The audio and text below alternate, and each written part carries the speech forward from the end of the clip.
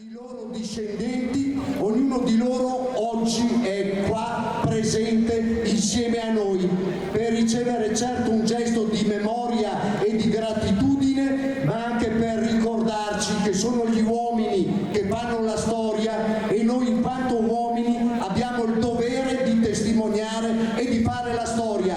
A posto tutti, signore e signori, rendiamo gli onori al Labaro dell'Associazione Nazionale Alpini, che si fregia di 216 medaglie d'oro, 209 sono per le glorie e il valore dei suoi soldati, 6 provengono dal riconoscimento della forza e del valore dell'Associazione Nazionale Alpini.